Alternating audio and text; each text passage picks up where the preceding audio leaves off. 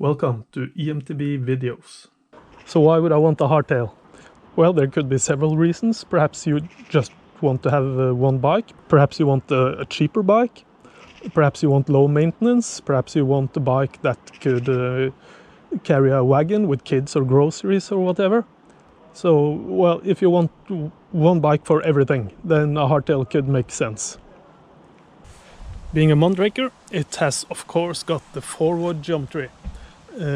This is a size medium bike with a 455mm reach, which is pretty long. And as you can see, it's got the standard 30mm stem. So even though the frame is pretty long, what I like to call the effective reach is pretty standard. It doesn't feel like a very big bike for a size medium. The price of the Prime is about 3,300 euros, which is a pretty standard price for such a bike. The components on these bikes aren't the most expensive. The Shimano brakes are the MT200. That's, as far as I know, that's a brand new brake. It seems to be comparable to the old M315 or M365 from Shimano. So it's a long lever, and the lever action isn't as light as the more expensive brakes, but they do their job sufficiently. The suspension fork is a RockShox Judy. That's a 30mm stanchion fork, and it's not what I would call a mountain bike fork. But on a somewhat cheap hardtail, it's fine. It's got a proper air shock, so even though it's not among the most burly forks, the suspension action is decent. Drivetrain is the SRAM SX, a brand new group set with a 50-teeth cassette, and I'm happy to see it on such a bike. You have a wide gear range. The chainring is 34 teeth, and for this kind of bike they could have gone with 36 at least. It seems to be room for it. It would give you a slightly higher gear, which could be nice for this kind of bike. Tires are Maxxis Recon 29ers by 2.6. It's a nice tire for this kind of bike. It's the dual compound tire, so it hasn't got excellent grip on wet routes and rocks, but that's not what this bike is all about. It's a pretty fast rolling tire. That makes sense on this bike that will most likely see a lot of gravel and tarmac. Motor is the new Bosch Performance CX.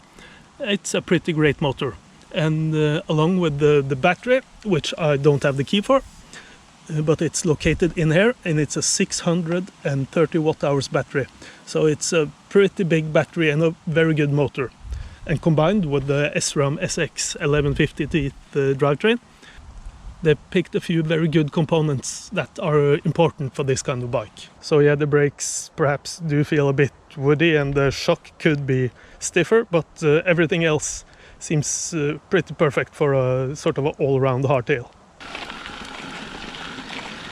Sure, it's a bit harsh and bumpy ride for someone that's used to a full suspension bike, but the big 29er tire is smoothing out the ride a bit, so it works fine.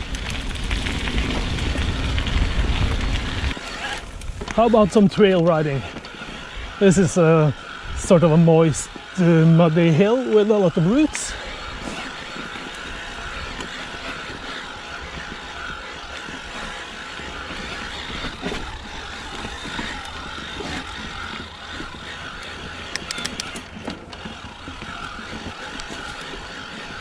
Yeah, that can be done, sure, no problem. With a bit of standing up, this isn't really much of an issue, but it's a bit more exhausting riding this hardtail compared to a full suspension bike in these conditions.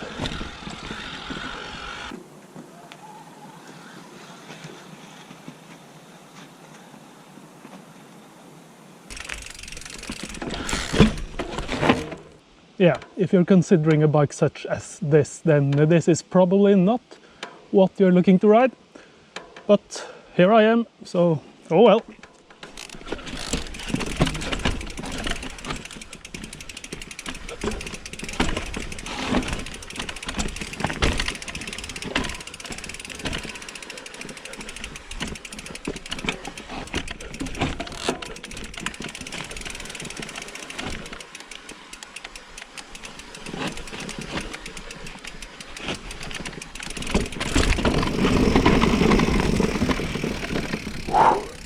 Man, I wish I had a dropper post there. The seat was way too high. Even though the bike is far from ideal for this kind of riding, it can be done as long as you keep the speed a bit down. And the motor and the drivetrain and the tires are, well, they're making it work pretty well.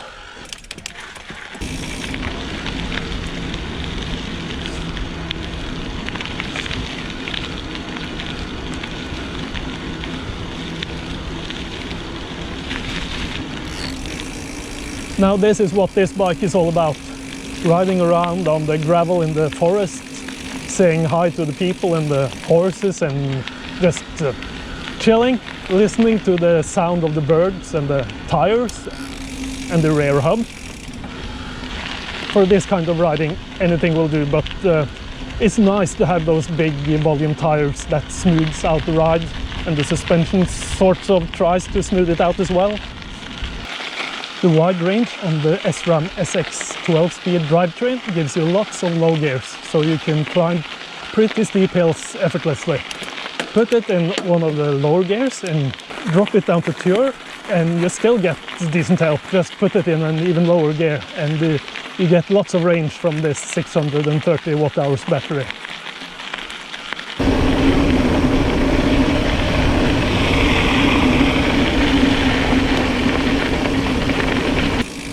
If I don't sound overly positive about these tires, the Maxxis Recon, it's about me being a trail rider, mountain biker, and I prefer chunkier tires with bigger knobs and cornering grip.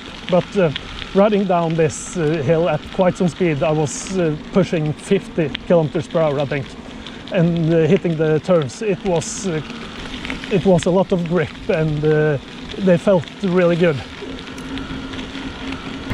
It's a very good tire for riding gravel, and when you hit the tarmac, it rolls quite well, thanks to the fairly hard rubber compound.